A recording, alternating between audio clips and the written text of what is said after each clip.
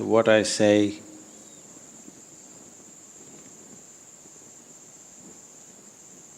is not intended to hurt you.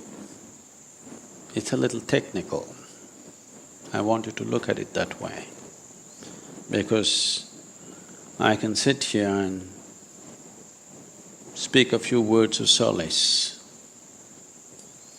but that'll not be a solution for you. You'll only feel good for today, and tomorrow morning it'll be the same again. I want you to listen to this carefully.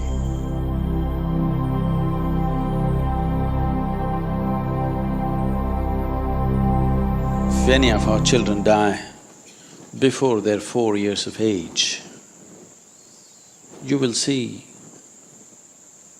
people will work themselves into pain. Actually, there is no pain. When they say there's no pain, there is emotional pain, there is no wrenching things happening within you.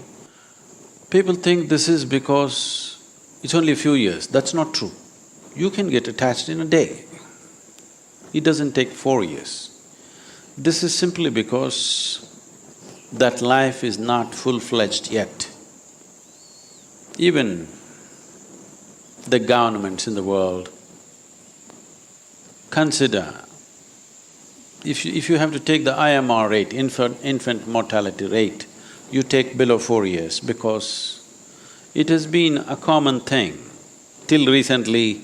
Now that the medical interference is little too much, otherwise a lot of children would die before they're 4 years of age, without any ailment, lot of them, simply like that, because life is unestablished, not fully established. When it's an infant, when your child is an infant, that is when your contact with the child is big time. By the time he or she is 4, they start running around, they're not with you. You can't hold them, they want to be all over the place, they want to see the world. But before 4 years of age, they're so much with you. In spite of that, physically being connected to them is not so strong, because they are not physically connected to their own body very strongly. So the same has not happened within you very strongly. This is something that most people will say, no, no, no, when my child was 3 months, I was so attached. I know those things. That's why I said this is a little bit technical. Only if you're willing to observe life very carefully, you will know this. Emotionally, if you look at it, on the first day of the child being born, you were very much attached. Even before it's being born, you're attached, isn't it? Physiologically, your connection with the child increases in a dramatic way after the child crosses somewhere between 40 to 48 months. At that time, your physiological connection with the child becomes much more immense, and it is happening in your body. Something is happening in your body which most people don't decipher. They experience something happening with them before 4 years. After 4 years, child is a problem, where is it going, where is it, school admission, this one, that one, you know. Because of other engagements, they miss this experience, otherwise at that time something clicks in, because that being and that body clicked in approximately 40 to 48 months after its birth. When that clicks in, you come to a certain ease because it becomes a part of you, you don't have to consciously hold it. A natural holding is happening. If a child dies young, before 4 years, they will be disappointed, emotionally disturbed, but not grief-stricken. This is not because of the duration at all. This is because still that being has not connected with that body. And you must understand, you are only a provider of the body. You cannot create a being.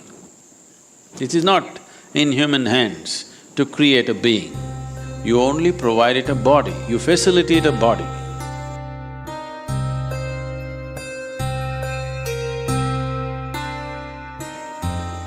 So only when that being really clicks on to the body that you provided, something clicks on within you. and occupies a certain space. It occupies a certain space within your own system. If we just check somebody's energy, we know whether they have had children or not. You go to a local astrologer, for 25 rupees, he will tell you how many children you have, whether they're surviving or not surviving, even what their names are. For 25 rupees, I'm telling you, that's half a dollar. They'll give you a brief synopsis of your children, their characteristics, their names, everything. Because it occupies a certain space within you, and if you're willing to observe, it is very much there. Now, this connection, this physiological connection is very strong till the child becomes 21. After 21, it starts dissipating once again. This is a beautiful natural system of caring for the offspring, bringing it up, and also being capable of releasing it when you have to. If somebody comes to me and says, "Bless my children," I'll ask, how old are they? If they're below 21, we really bless them. If they're over, we banter with them, joke with them and send them. Because it's no use. It's no use blessing you for your children if they're over 21 years of age. We will have to bless them, they're individuals by themselves. If they're below 21 years, you can bless a mother or a father and have a deep impact on the child. But if they're over 21, they have to come by themselves. Blessing the mother, blessing the father is of no consequence or great significance. It's only emotional significance. This should not happen to anybody, but it happens. Nobody should die before their children die. It's always best we die before our children die. That's how it should be, the natural order of life. Sometimes it does happen. It is happening to somebody or the other every day. Most people believe it'll never happen to them. It's not so. It can happen to anybody. Now that it's happened to us, it is best. Before it happened, we could have done anything to save that life. Once it's happened, it's time to look. It's time to look deeper within yourself and understand what this whole process is, how profound it is, at the same time, how binding it is and how liberating it can be. In India, people desperately want to have a son. The reason why they want to have a son is, today the social situations have changed, the technological and travel capabilities of people have changed. Otherwise, when they come of age, the girl gets married and goes to somebody else's house. If you die, she may not be able to come because she has to walk. She need not be in America. If she's in Salem, she won't come walking 200 kilometers. By the time she comes, your cremation will be over. So we want a son because the son lives here. In today's world, it's irrelevant. But I want you to understand, 1,000 years ago, this was very relevant. If she was living 50 kilometers away, she wouldn't come in time. She has her own children, her own husband, her own family. She can't just drop and walk away. And alone she can't walk away. Everything would be forested and somebody has to escort her down, so it wouldn't happen. That's why the 12th day was arranged for the daughters to come. When you die, you want your child around you. They said son because practically it was only possible for the son to be around, daughter would be somewhere else. The reason why a child should be around is, there are methods to make use of that little pocket within you, a little empty space within you, which is occupied by that being whom you refer to as my child. And if he does the right things, he can liberate you. It's for this, those people who live completely unaware and they don't do anything about themselves, they're depending upon their children to liberate them.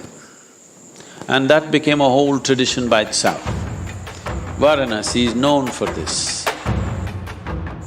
People come either with their aged parents who want to die in Kashi, or they have just died with the ashes and whatever else they come, because they somewhere understand they could liberate them. But today, there are very few people who know how to do these things properly. So it has become a mere ritual. So what I am trying to tell you is, once you bear a child, a certain space of who you are is occupied by that being whom you refer to as your child, because you only provided a body for this being. Because generally people's interaction with each other is only either physical or mental or emotional, and it never goes beyond that. We believe that's everything about that person. But when a person dies, or when a person sheds his or her body, all that is gone. The mental structure is gone, emotions are gone, body is for sure gone. So everything that you knew as mine is gone.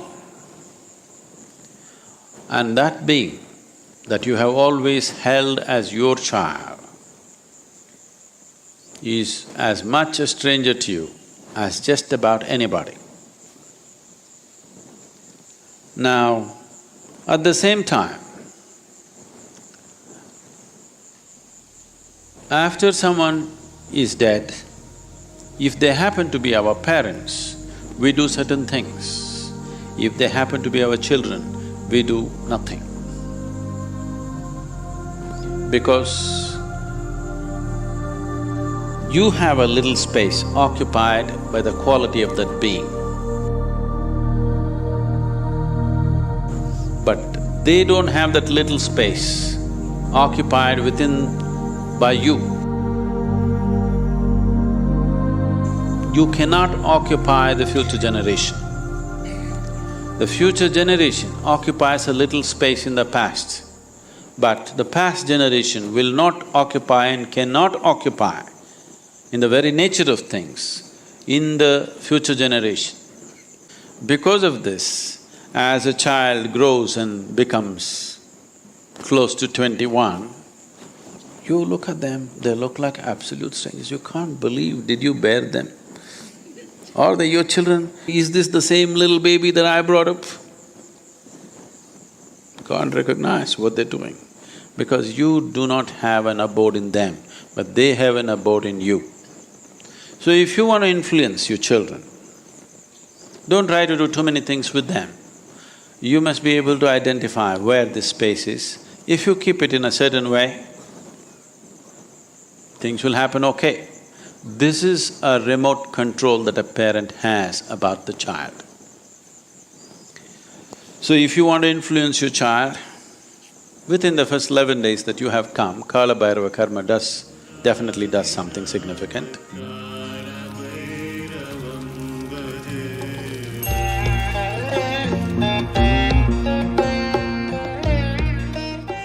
Apart from that, if you want to do anything, your thoughts, your emotions and your actions have no influence over your child, who is no more. But if you turn inward, if your way of being becomes pleasant, it has a tremendous influence. Because that little space, if it becomes pleasant, that being will experience pleasantness. Till that being finds another body, till then you can influence. Once it finds another body, you have nothing to do with it. Now somebody else claims, this is my child, and a whole new drama begins again. This is not a right thing to tell someone who's lost their child just a week ago, I'm sorry. but that's how it is.